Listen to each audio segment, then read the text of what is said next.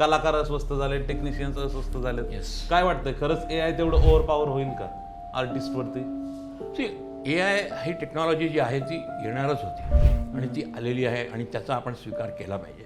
मला पर्सनली असं वाटतं का टेक्नॉलॉजी बरोबर आपण गेलं पाहिजे, टेक्नॉलॉजीला घाबरलं नाही पाहिजे. टेक्नॉलॉजी येणारच आहे, नवीन नवीन आणखी प्रकार येणार आहेत, रोबोट्स येणार आहेत.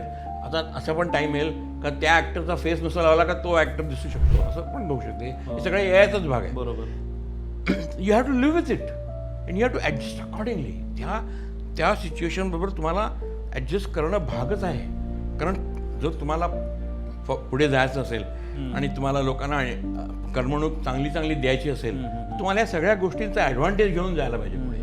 ChatGPT जी ॲप आहे, त्या ChatGPTच्या ॲपला तो कुठचाही प्रश्न विचारतो, फटकन तुला उत्तर देतो. कमाल आहे का नाही? हे काय टेक्नॉलॉजी आहे ही? आता साधी गोष्ट आहे, आपण गुगल मॅप बघतो, telling you where it is. ते तिकडे ते एखाद्या रस्त्याचं दुकानाचं पण नाव सांगतो. म्हणजे ही टेक्नॉलॉजी सगळी AI टेक्नॉलॉजीज आहे ना. It's all artificial intelligence.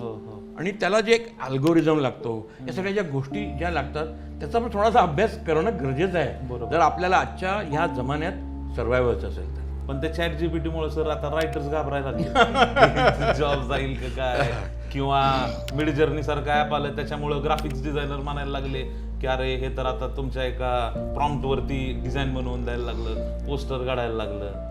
So हे असं गडबड व्हायला लागली. अशा वेळी तुमचं काय म्हणणं आहे म्हणजे रायटर्सच्या बाबतीत?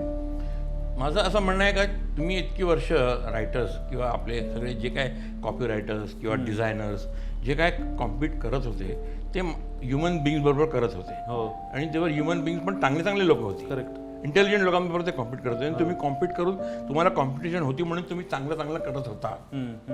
आता तुम्हाला you have to compete with AI. You compete with AI ना, अँड शो दॅट तुझ्याशिवाय मार्ग नाही आहे.